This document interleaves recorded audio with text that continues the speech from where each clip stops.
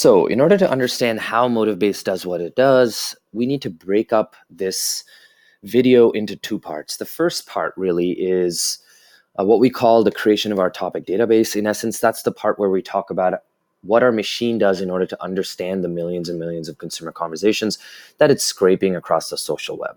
The second part of it is what we call our ethnographic library. In essence, we have taught the machine to understand human motivation. So when the machine sees, a particular topic and the data model around it, and looks at the patterns in which people engage and the meanings people are creating around that topic, it's able to then understand and decode the underlying motivations, values, fears, attitudes, and so on. And it's also then able to run a series of other calculations to model the demographics behind that topic, model the maturity of the curve, calculate market size, and so on and so forth.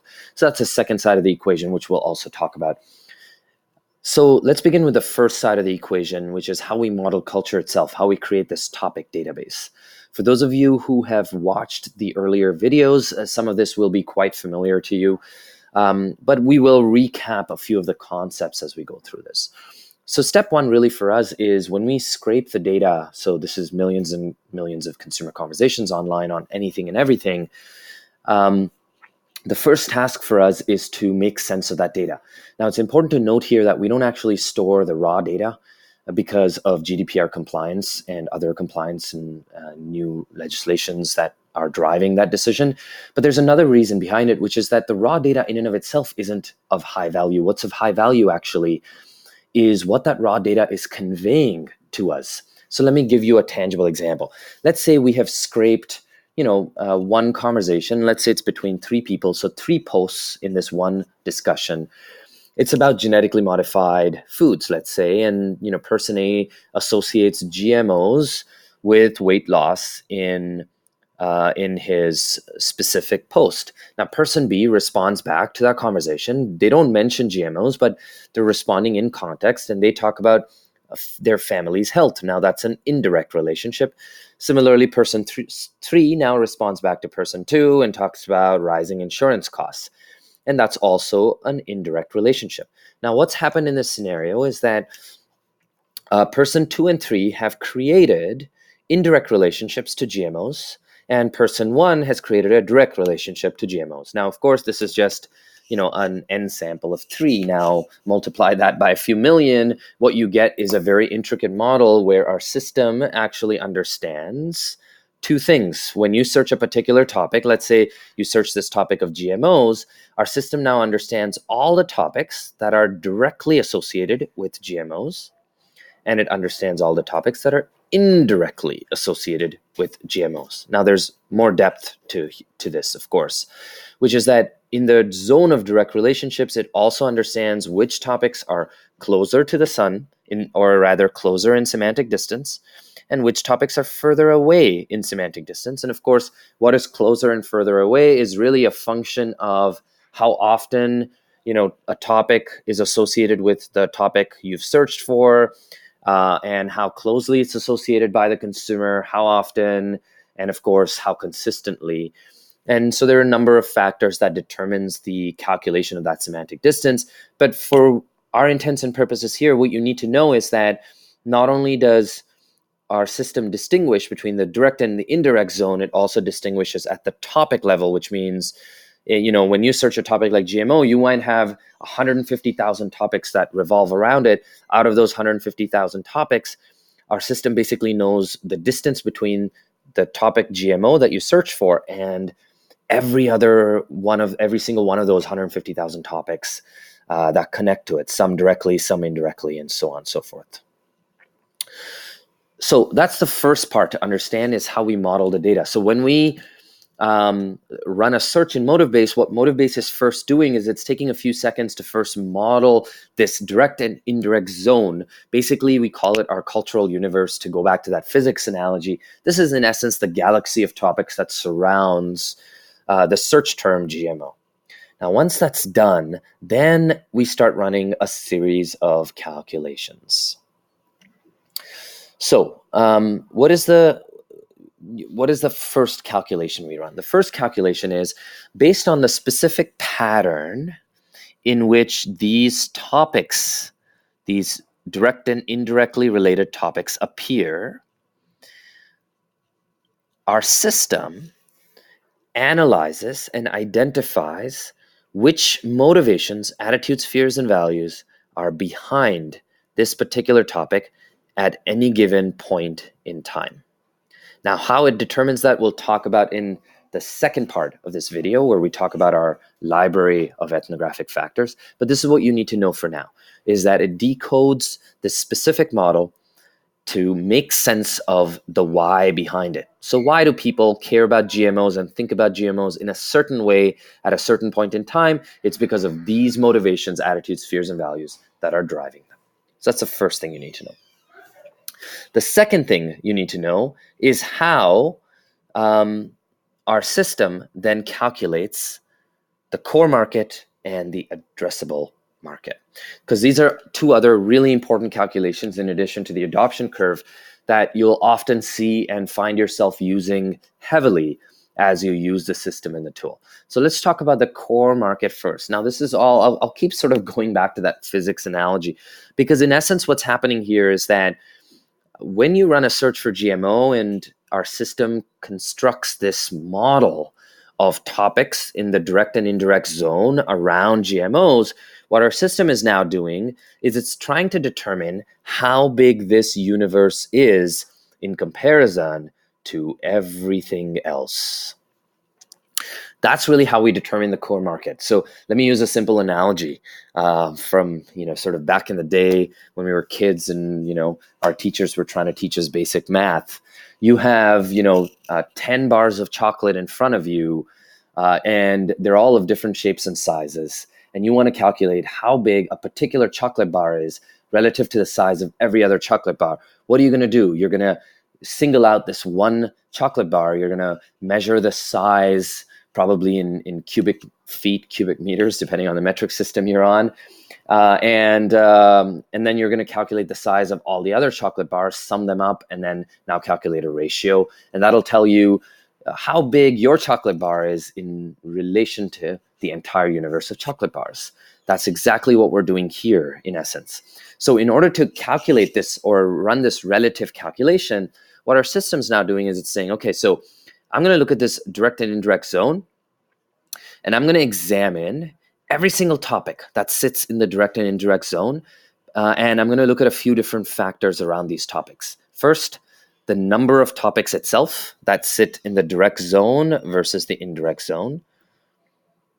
And there's some significance to that. I'll come to that in a second. Second, the volume and the size of these topics themselves. So the volume refers to how often these topics are mentioned, so how popular these topics are. And then, of course, the size of these topics also refers to the relative size of these topics themselves. So, for example, if let's say this was GMO and this was family health, not only are we looking at, how far away family health is to GMO, we're also looking at the relative size of family health, because family health itself is surrounded by a whole bunch of other topics as well. So there's a lot going into this algorithm, but for simplicity's sake, what you need to think about is that we're looking at the number of topics, the size of those topics, and the volume with which those topics are mentioned in culture.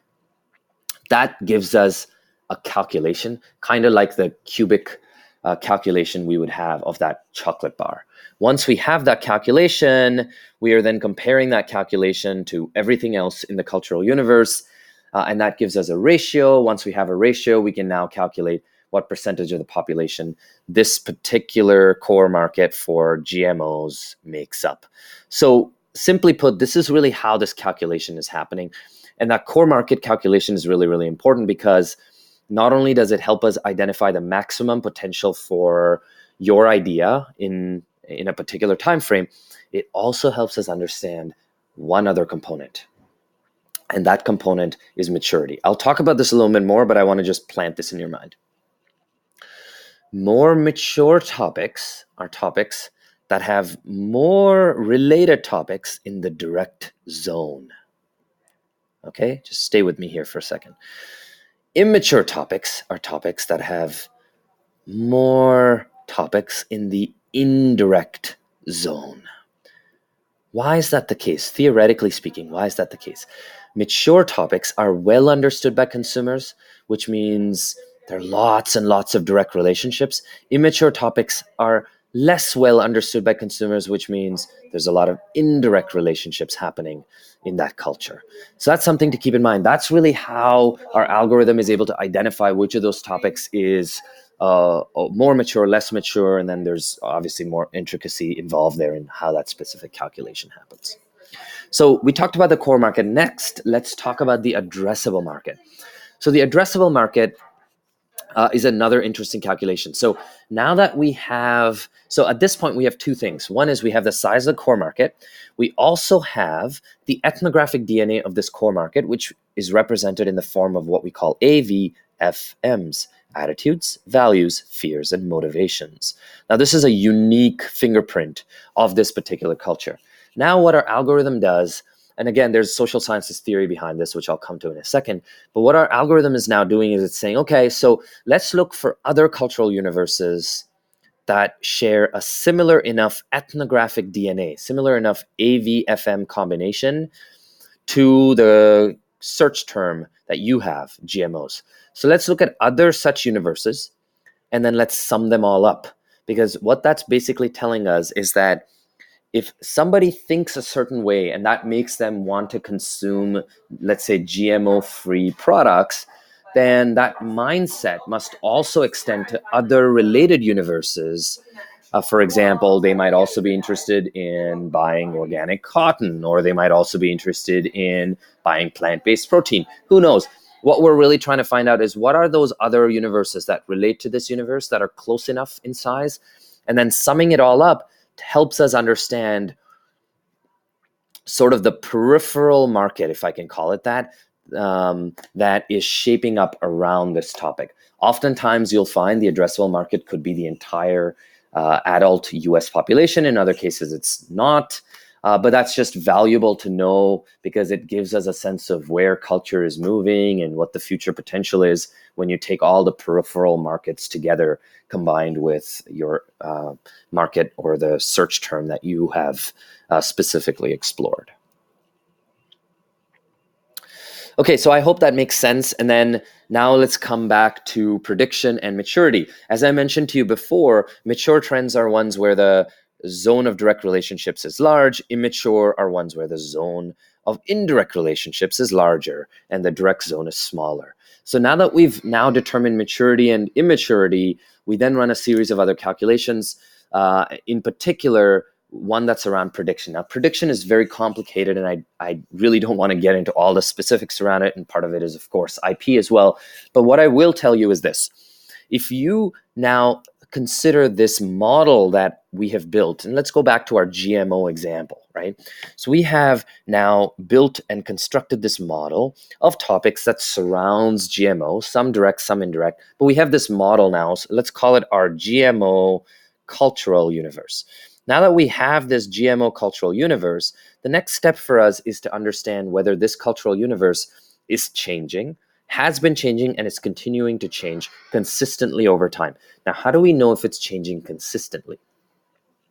We know it's changing consistently if all the topics, in particular the topics that are directly related to GMOs, if those topics are consistently themselves experiencing growth over time. So what does that mean? So let's say one of those direct relationships was family health, as I was mentioning before. What we're now doing is we're not only running a regression on changes in the topic universe surrounding GMO, we're also running a regression on changes in the topic universe that surrounds, I'm going to change my color here, changes in the topic universe that surrounds family health as well. And then we're doing that for the next topic and the next topic and next topic. So the net result is that we're actually looking at this cultural universe that surrounds GMO, and we're running a mathematical regression to understand on all of the topics that surrounds that cultural universe. So when you run that prediction button, we're actually probably running thousands, sometimes hundreds of thousands of regressions live. And the reason we're doing that is because we want to look for a pattern of consistency. And again, if you're interested in understanding the theory behind this, I would urge you to watch a talk I've done on the volatility of trends. There's a link posted to that. It's on YouTube. So I won't go into the theory around it, but it's really important to understand that we're not just looking at the mentions of the topic of GMO, because looking at mentions it's just telling us whether there's consistency in more people talking about something. It's not telling us whether a topic is actually maturing in culture, because something matures in culture when more people understand it to mean the same thing consistently over time. More people understand it to mean the same thing consistently over time. There's less confusion about that topic. That's really what we're understanding here through mathematical and social sciences means. We've built a model that helps us look for patterns of consistency so that we can tell you when trends are volatile, and believe me, most trends are actually volatile, and help you identify the underlying demand spaces that exist behind it that are actually creating consistency in the long term, so that you can make the right innovation bets and the right marketing communications bets and not be chasing shiny objects constantly in the form of these trends that industries or industry reports love to talk about, but in reality, it's not actually what's driving culture forward. So that's it. So that's part one of this entire